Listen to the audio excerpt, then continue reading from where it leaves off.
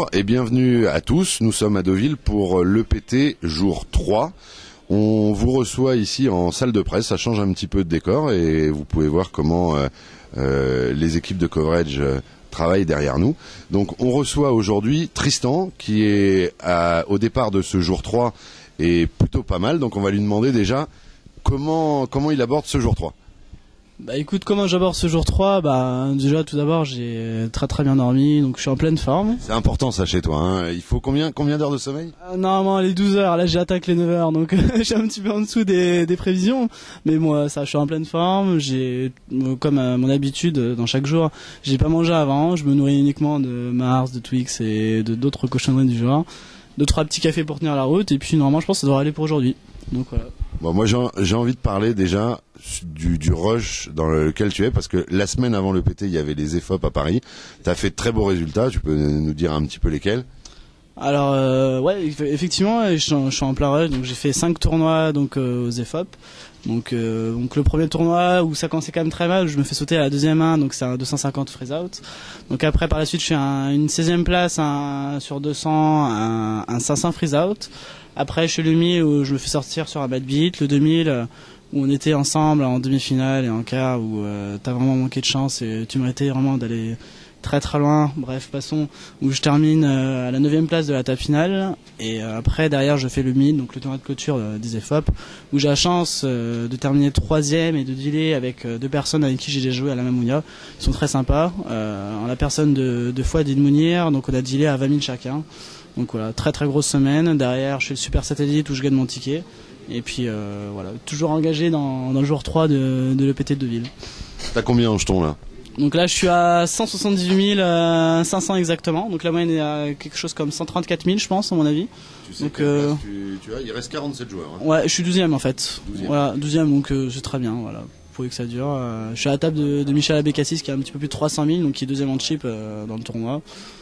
Donc voilà, genre très expérimenté, donc ça va être très dur de lui prendre des jetons. Il y a un autre joueur qui me couvre, qui a 200 000 jetons. Après il y a beaucoup de short stack qui ont environ 70 000, qui a 3 000 jetons. Donc voilà, la bataille va être rude, il va falloir toucher les cartes, continuer à avoir cet esprit de chagat et toujours essayer de grappiller petit à petit. Et normalement je pense que ça devrait bien se passer. Après c'est le dieu du poker qui va décider.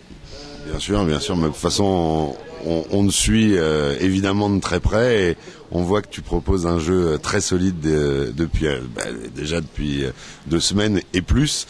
Mais non, on est évidemment tous derrière toi, on est très confiants. Il y avait 600 et quelques joueurs à cette EPT. T'es passé donc forcément entre les gouttes. Comment tu le juges cette EPT, le niveau, les joueurs, comment tu juges cette EPT de Deauville ? Le niveau, globalement, je trouve quand même par rapport à tous les EPT, je pense que tu pourras me confirmer ça, le niveau est quand même beaucoup plus faible. Bon, on a beau dire que les Français ils sont pas très bons et tout, je pense que globalement c'est vrai, même s'il y a des très bons joueurs, les meilleurs Français font partie des meilleurs du monde, pour ne pas citer Elki, 2-3 autres joueurs qui sont très célèbres. Et le niveau de cette EPT est quand même globalement plus faible. J'ai vu pas mal d'horreurs, j'ai vu pas mal de coups vraiment très borderline, un peu comme on dit. Et donc je trouve que le niveau est relativement faible. Faut avoir la chance pour passer entre les gouttes.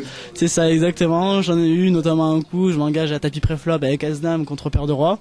Alors il faut savoir que As-Dame, paire de roi, pour moi c'est une main qui a beaucoup de signification, une rencontre qui a beaucoup de signification, parce que c'est là où sur beaucoup de gros tournois internet, notamment sur 770 et également au side event à l'Irish Open, le premier gros tournoi que je fais à 1500, on est plus que 14, je suis chip leader avec Zeko avec un autre gros stack et un très gros stack qui m'envoie tapis, j'ai paire de roi de big blind, je paye, il a As-Dame et touche son As.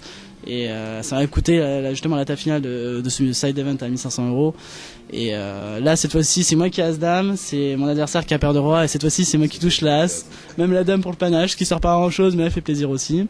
Et donc voilà, voilà, pourvu que ça dure, que ça m'arrive la même chose aujourd'hui quoi. Bon bah écoute, nous on est très fort derrière toi, on va te suivre, moi je vais être au plus près de ta table pour t'encourager, Pierre-Emmanuel aussi.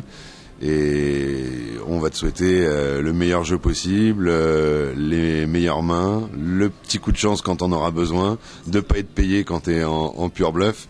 C'est très important de timing. Voilà. Aussi, Et aujourd'hui on va jusqu'à la table finale, donc on est ensemble demain. Bah, rendez-vous au jour 4 alors, c'est ça?